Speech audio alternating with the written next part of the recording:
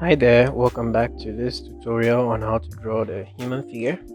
In the previous video, we indicated which parts of the body will fall on which parts of the divisions of the human figure vertically. So basically, I'm just going to go on to the next step.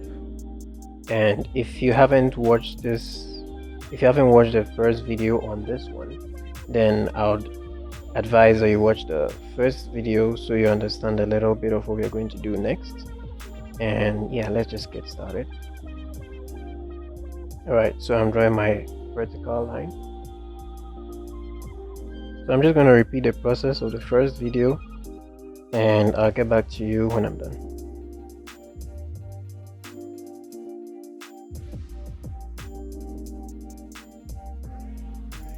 So like I said in the previous video, make sure you're using a pencil, because I'm using a pen mainly because I'm already used to this method and I hardly make mistakes this time around, so don't try to be like me if you're a beginner.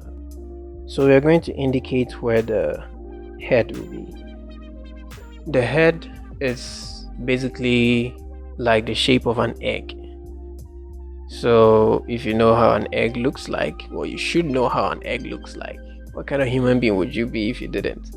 So an egg is actually let's say if the upper part is the wider side, the lower part of the egg is a little bit narrower. So it's the same thing for the head. It's not necessarily an oval. It's kind of like a distorted ellipse. So it's like the upper part seems to be wider than the lower part. Keep that in mind.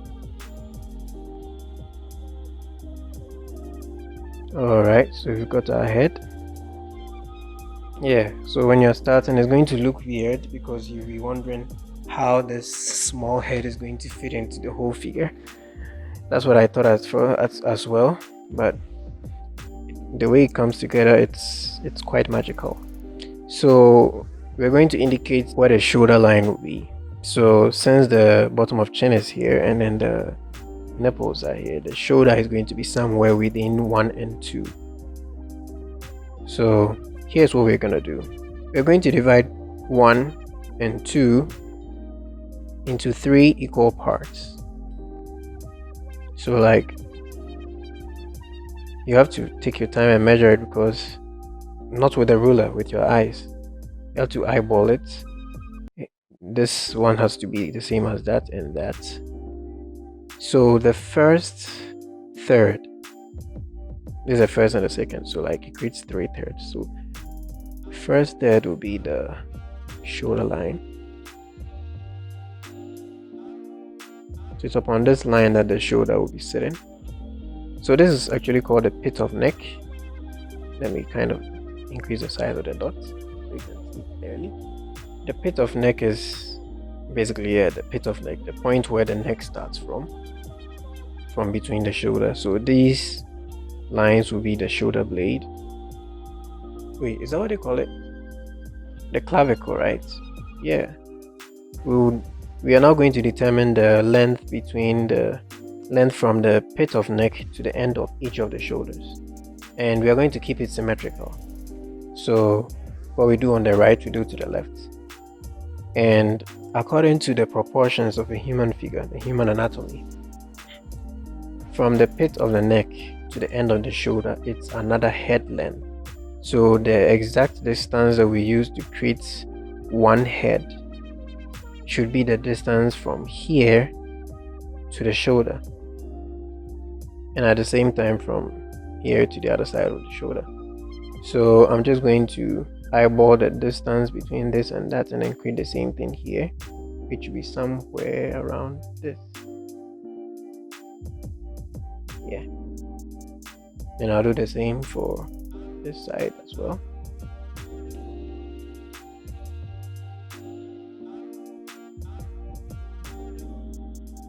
Yeah, easy peasy, right? Okay, so let's move on. We're not going to get so much into detail since this is just the beginning of the tutorial. So I'm going to go ahead and then indicate something to help you to understand where the arms will find themselves. So one thing you need to understand when you're drawing the arms is that the elbow is always in line with the navel. So number 3, that's the navel, will be in line with the elbows. So let's do this. Draw a line from the shoulder point downward to indicate the arm. So this point is going to be the elbow. So from here to there is the upper arm, coming to mean the elbow on the navel. And then we just draw another line downward like this. So right beneath number 4 is going to be the wrist. And then right beneath number 5 is going to be the tip of the fingers. Now I know this is kind of too much for you to put together, but if you sit through this and you understand why I'm putting all these measures in place, you kind of understand how you're supposed to go about it when you're drawing the actual figure because of the proportions. You'll be able to determine whether the arm is too long or if it's too short. So yeah, let's go ahead and draw the same thing for the other side.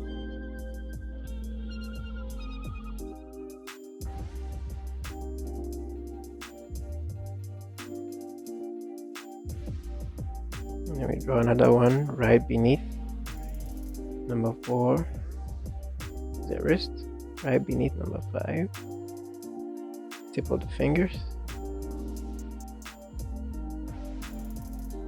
Alright, so as you can see, we're just basically drawing a stick man. So yeah, that's what we're gonna do for this video.